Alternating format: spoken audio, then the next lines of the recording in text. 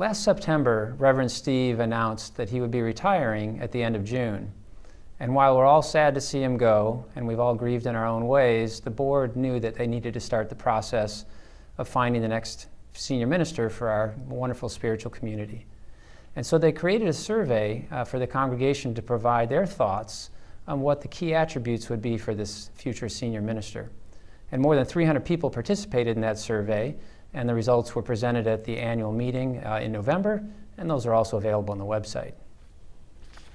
Prior to the annual meeting in October, with the help of staff leadership, the board began identifying congregants to serve on a search team. The desire was to have representation from all segments of the congregation. 10 individuals were selected from a list of over 100 potential names. I was asked to lead the team, and Joan Howes, the co-founder of UCOH, was included as an ex officio member. The search team, which has become known as our Minister Magnet Team, got right to work. We developed an affirmation that would guide the process. We studied the congregational survey results and other criteria provided by the Board of Trustees that would guide the selection of the candidates. And we also began working on a job packet for the Unity Worldwide Ministries to post on their website and emails. And we discussed other steps, how we could take a proactive approach to finding our next senior minister. Every step along the way, through prayer and meditation, the team relied on the guidance of Spirit. On Sunday, December 4th, the Magnet Team and Minister Affirmation were introduced to the congregation. And this job information packet that we were working on, we forwarded that to the Unity Worldwide Ministries. They posted that in the January 5th issue of the Unity Worldwide Ministries e-newsletter called The Path. And that's sent out to ministers and churches throughout the entire Unity movement. Not satisfied to just sit and wait for applications and resumes to come in, the Magnet Team set out to identify potential candidates who possessed the necessary skills and experience to lead UCOH from a list of 650 Unity churches and ministries in the US, Canada, and Puerto Rico.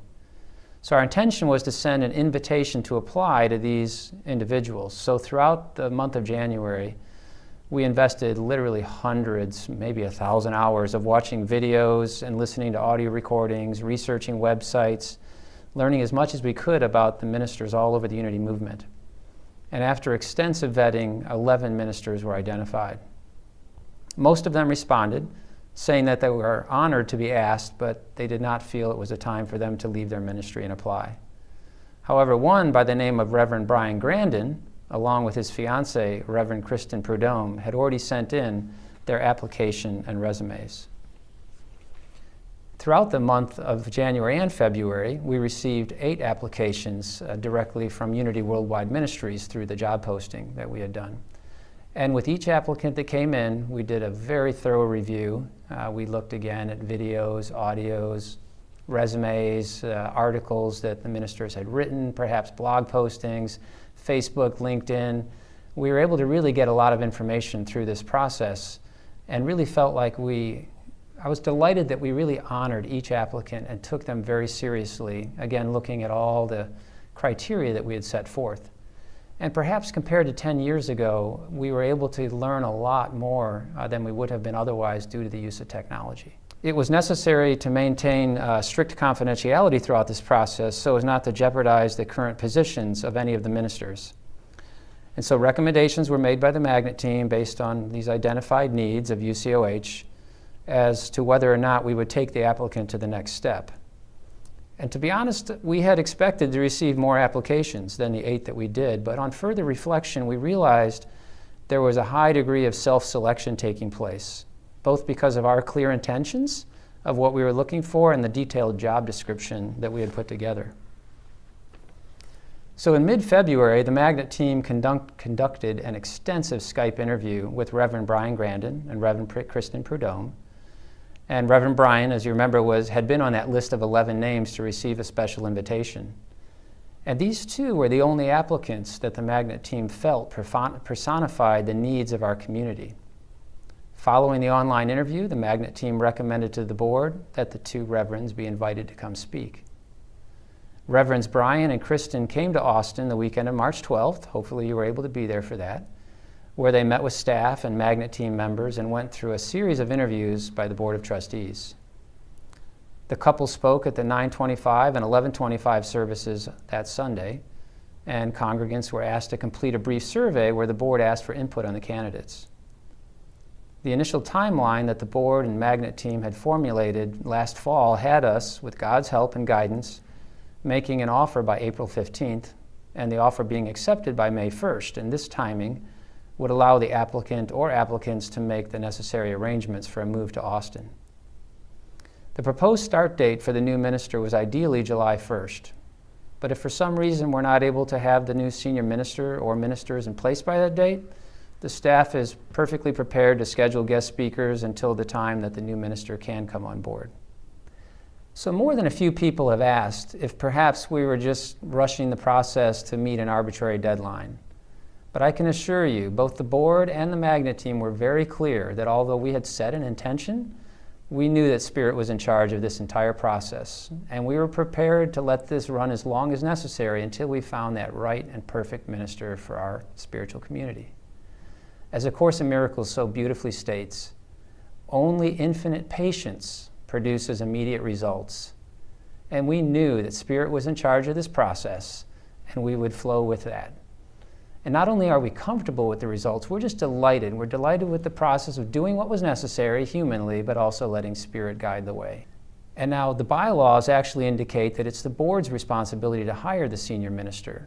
So to tell you more, let's hear from Vicky Gale, president of the board. You know, when Steve came to the board and said that he had plans to retire, we immediately asked for Spirit's guidance.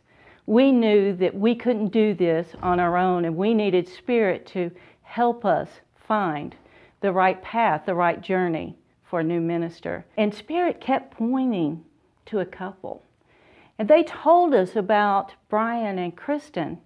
And our first thought was co-ministers.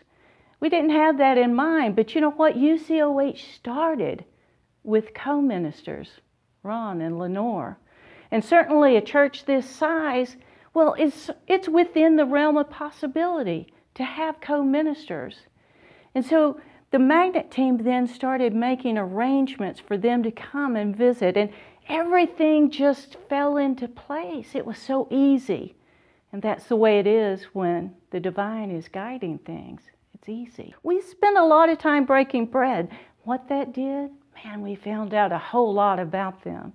We know a lot more than what you were able to see, and we know the Spirit that they have. Over the time period that they were here, the board, the Magnet team, and the staff spent over 30 hours talking to them, finding out about them, including a little over 3 hours of an intense interview with the board.